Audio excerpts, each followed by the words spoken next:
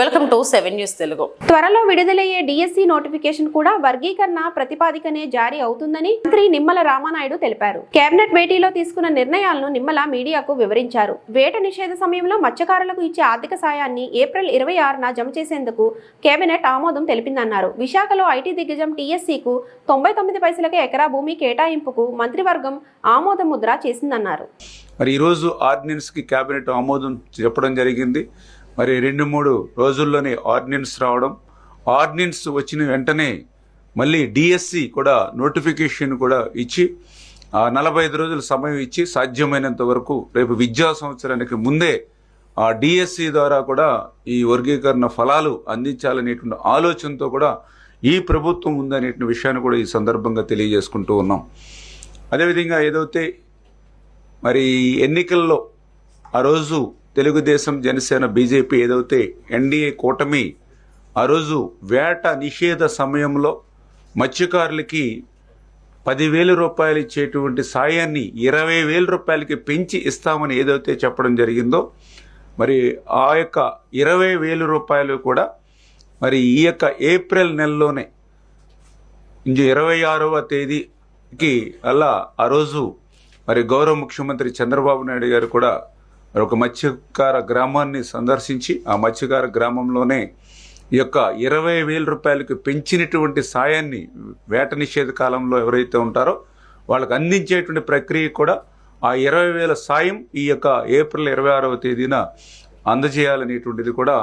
ఒక నిర్ణయంగా మరి భావించడం జరిగిందని చెప్పి కూడా మీ ద్వారా కూడా తెలియజేసుకుంటూ, మరి అదేవిధంగా ఏదైతే మరి ఈ యొక్క ఐటీ డిపార్ట్మెంట్కి సంబంధించి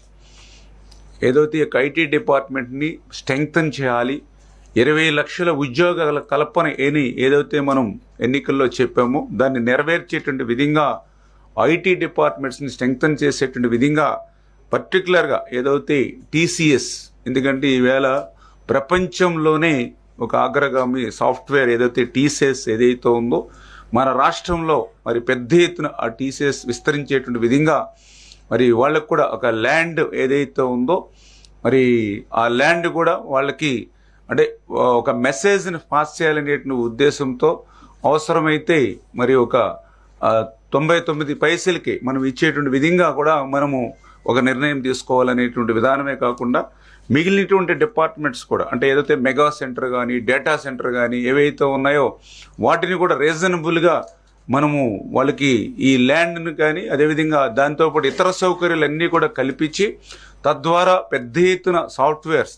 అంటే ఆ రోజు చంద్రబాబు నాయుడు గారు ఏ రకంగా అయితే హైదరాబాదులో అంటే ఆ రోజు మీ అందరికీ తెలుసు సాఫ్ట్వేర్ అంటే ఒక చెన్నై, సాఫ్ట్వేర్ అంటే ఒక పూణే, సాఫ్ట్వేర్ అంటే మరి ఒక బెంగళూరు అనేటువంటి పరిస్థితుల్లో ఆ రోజు సాఫ్ట్వేర్ అంటే చెన్నై, పూణే, బెంగళూరు కాదు, సాఫ్ట్వేర్ అంటే ఒక హైదరాబాద్ అని, సైబరాబాద్ అని ఏ రకంగా అయితే ఆ రోజు చంద్రబాబు నాయుడు గారు సృష్టించారో అదేవిధంగా మళ్ళీ ఈరోజు ఈ ఆంధ్రప్రదేశ్ రాష్ట్రంలో కూడా మళ్ళీ అటువంటి సాఫ్ట్వేర్ రంగాన్ని మళ్ళీ అభివృద్ధి చేయాలనేటువంటి ఆలోచనతో కూడా ఈరోజు నారా లోకేష్ బాబు గారు కూడా ఐటీ డిపార్ట్మెంట్ స్ట్రెంగ్త్ కోసం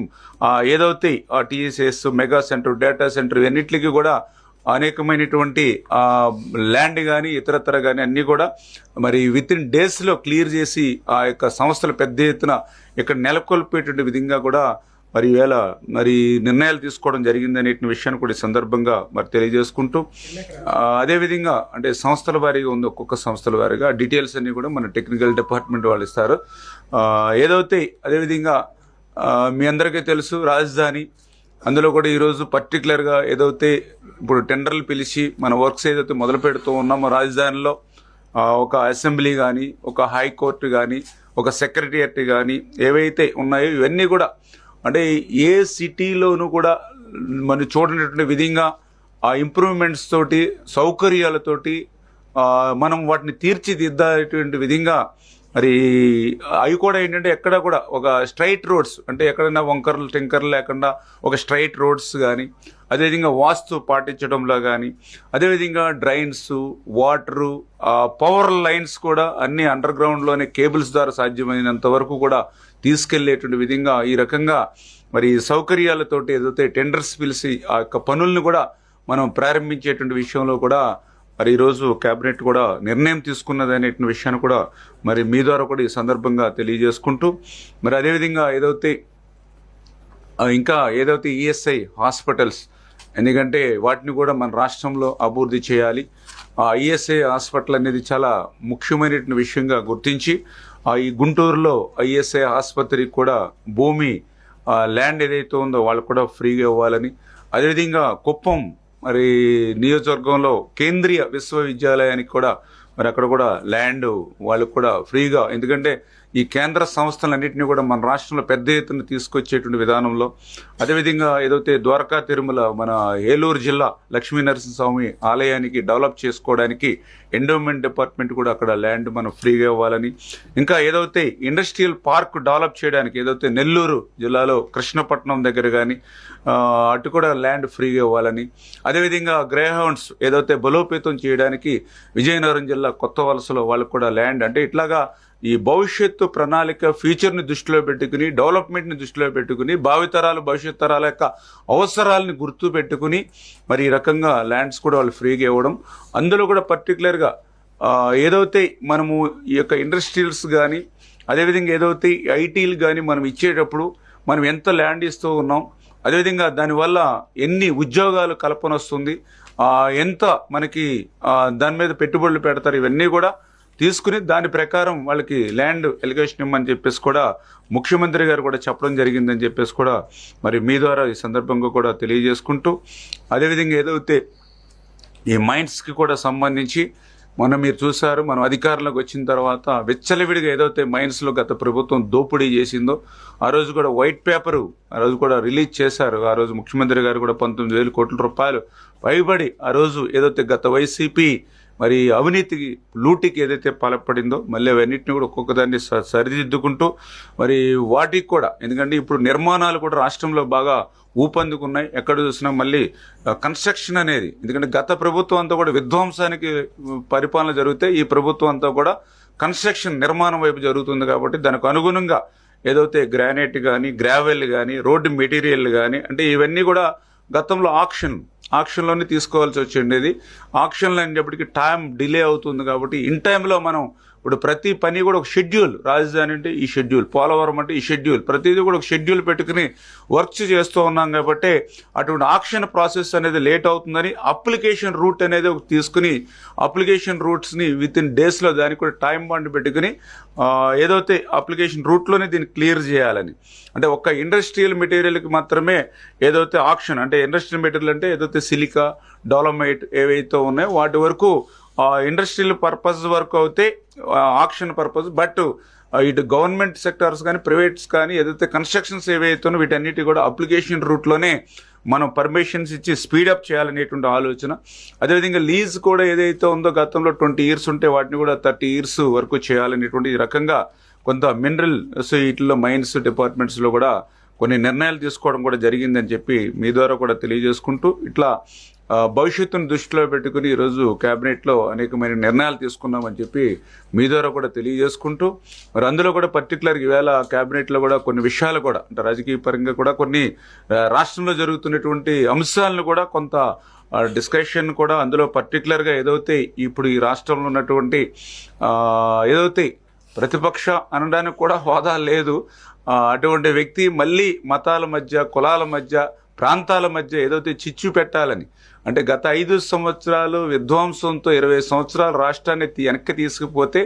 మళ్ళీ ఈరోజు చంద్రబాబు నాయుడు గారు, పవన్ కళ్యాణ్ గారు, ఇవాళ నరేంద్ర మోడీ గారి సహకారంతో ఈ రాష్ట్రాన్ని మళ్ళీ అభివృద్ధి పథంలో నడిపించడానికి ప్రయత్నం చేస్తూ ఉంటే ఎదురవుతున్నటువంటి ఏదైతే మరి మాజీ ముఖ్యమంత్రి ఆయన సారథ్యంలో ఏదైతే ఇటువంటి చిచ్చులు ఏవైతే పెడుతూ ఉన్నారో దాన్ని కూడా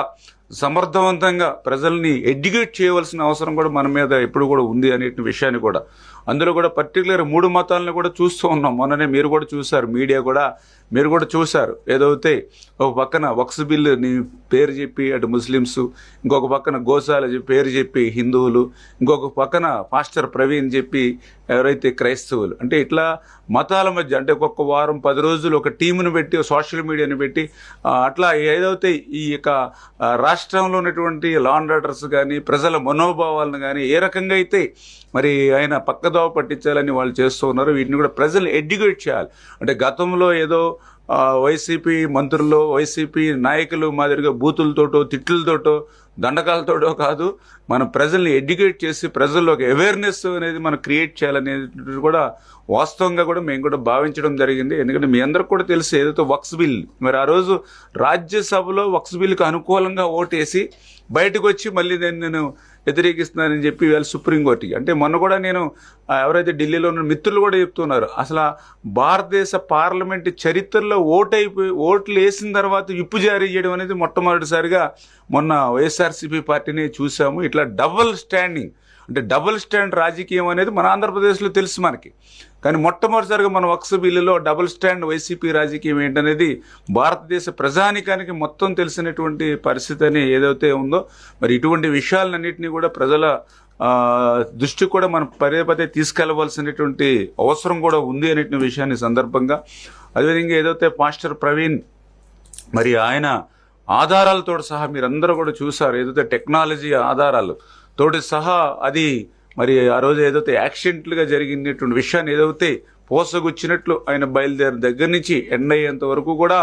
మరి భౌతికంగా ఆయన మన దూరం అయ్యేంత వరకు కూడా విజువల్స్ తోటి సహా మరి మనం ఏదైతే ప్రజలకు చేరగలిగాం, దాన్ని కూడా అంటే న్యాచురల్గా అనుకోనటువంటి విధంగా ప్రమాదవశాత్తు కూడా ఆయన చనిపోతే అది కూడా ఒక హత్యగా, అది ఇతర మతం మీదో ఇతర వర్గం మీదో నెట్టేసి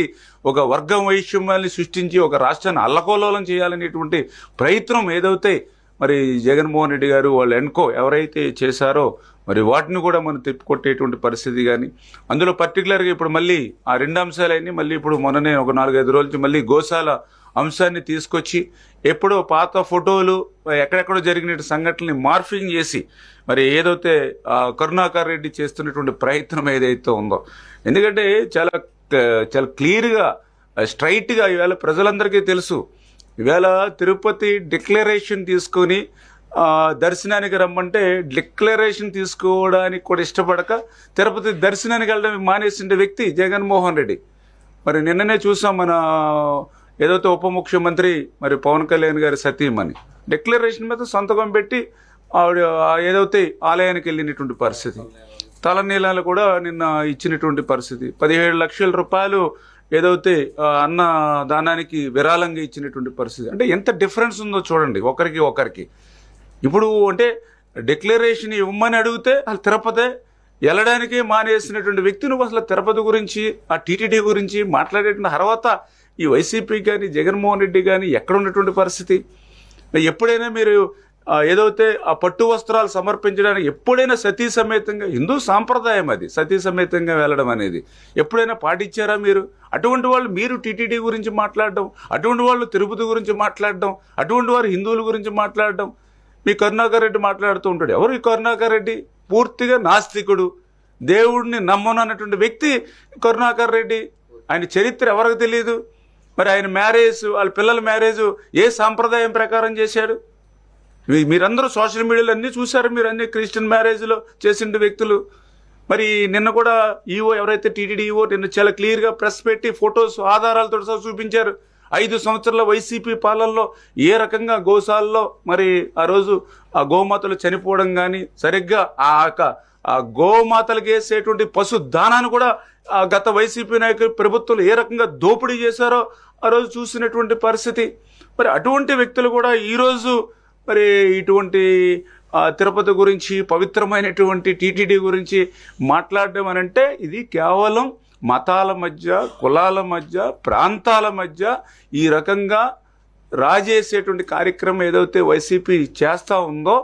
మరి దాన్ని అన్నింటినీ కూడా ఎప్పటికప్పుడు ప్రజల్ని ఎడ్యుకేట్ చేసి ప్రజల్ని తిప్పికొట్టాలనేటువంటి ఆలోచనతోటే మరి ఈరోజు ప్రభుత్వం పనిచేయాలనేది. అదేవిధంగా ఏదైతే మన రాష్ట్రానికి సంబంధించి ఏదైతే రాజధాని లేని రాష్ట్రానికి మళ్ళీ ఏదైతే అమరావతి, ఎందుకంటే ఆ రోజు కూడా మరి చంద్రబాబు నాయుడు గారు ఆ రోజు 33,000 ఎకరాలు మరి ఆ రోజు ఈ యొక్క రాజధానికి సేకరించి ఆ రాజధాని పనులు శరవేగంగా మరి చేసేటువంటి క్రమంలో ప్రభుత్వం మారడంతో మరి ఆ రోజు జగన్మోహన్ రెడ్డి చెప్పాడు అసెంబ్లీలో. ఆ రోజు మేము కూడా మొదటిసారి అసెంబ్లీలో మేము కూడా ఉన్నాం 14-19లో. ఆ రోజు జగన్మోహన్ రెడ్డి ప్రతిపక్ష నేతగా ఆ రోజు చెప్పాడు రాజధానికి కనీసం 30,000 ఎకరాలు పైబడి ఉండాలి, గుంటూరు విజయవాడే సరైనటువంటి ప్రాంతం, చేత నేను రాజకీయాలు జరిగిపోను, నేను నేను ఆహ్వానిస్తున్నానని చెప్పి ఆ రోజు ప్రతిపక్షంగా చెప్పి అధికారంలోకి వచ్చిన తర్వాత అమరావతి కాదు 3 ముక్కలు అన్నాడు. 3 ముక్కల్లో కనీసం 3 ఇటుకలు కూడా ఎక్కడా పెట్టలేదు. మళ్ళీ ప్రజల ఆశీర్వాదంతో ఈరోజు మళ్ళీ ప్రజాప్రభుత్వం అధికారంలోకి వచ్చింది. మళ్ళీ ఇప్పుడు రాజధాని పనులు చక్క శరవేగంగా మళ్ళీ ఈరోజు జరుగుతూ ఉన్నాయి. అటువంటి రాజధాని పనులకి మరి ప్రధానమంత్రి గారు నరేంద్ర మోడీ గారు కూడా రేపు అంటే ఇంకా డేట్ కొంచెం May 2 అని అనుకుంటూ ఉన్నాం. May 2వ తారీఖు ఆ తేదీ లోపల మరి ప్రధానమంత్రి నరేంద్ర మోడీ గారి యొక్క హస్తాలతోటి మరి ఆ రోజు ఏదైతే ఈ యొక్క రాజధాని పనులు కూడా ఆయన భాగస్వాములు అవుతున్నారు. కొంచెం అప్రాక్సిమేట్లీగా May 2వ తారీఖు అని అనుకుంటూ ఉన్నాం. అంటే ఈ రకంగా ఒక్కొక్కటి కూడా చంద్రబాబు నాయుడు గారు, పవన్ కళ్యాణ్ గారు, నరేంద్ర మోడీ సహకారంతో ఒక్కొక్కరిని కూడా అంటే గత ప్రభుత్వం చేసినటువంటి తప్పులన్నింటినీ కూడా సరిదిద్దుకుంటూ ఈరోజు ఈ ప్రభుత్వం పనిచేస్తూ ఉంది. అదేవిధంగా ఏదైతే P4 ఎందుకంటే ఈ పేదరిక నిర్మూలన ఏదైతే చంద్రబాబు నాయుడు గారి ఆశయం ఏదైతే ఉందో ఆ P4ను కూడా మరింత బలంగా ప్రజల్లోకి తీసుకెళ్లేటువంటి విధంగా అందులో ముఖ్యంగా ఎవరైతే మంత్రులు ఉన్నారో ఎమ్మెల్యేలు ఉన్నారో వాళ్ళు కూడా ఆ P4ని ఓన్ చేసుకునేటువంటి విధంగా కూడా ముందుకెళ్లాలనేటువంటి ఇట్లా ఏదైతే మరి ఈ యొక్క బిల్ ఏదైతే ఈ యొక్క క్యాబినెట్లో ఈ యొక్క అనేక అంశాలను ఆమోదించడం అనేది కాకుండా ఈ యొక్క రాష్ట్రాన్ని ప్రగతి పదంలో నడిపించుకోవడానికి రేపు భవిష్యత్తులో 2047 విజన్ మనం ఏదైతే భావితరాలకి భవిష్యత్ తరాలకి ఈ యొక్క తెలుగు జాతిని మళ్ళీ అగ్రస్థానంలో నిలపాలనేటువంటి ప్రక్రియలో మనం పొలిటికల్ గవర్నెన్స్ కూడా ఎట్లా సోషల్ ఇంజనీరింగ్ అన్ని చేసుకుంటే ఎట్లా అలా అన్నిటి మీద కూడా ఈరోజు డిస్కషన్ జరిగింది.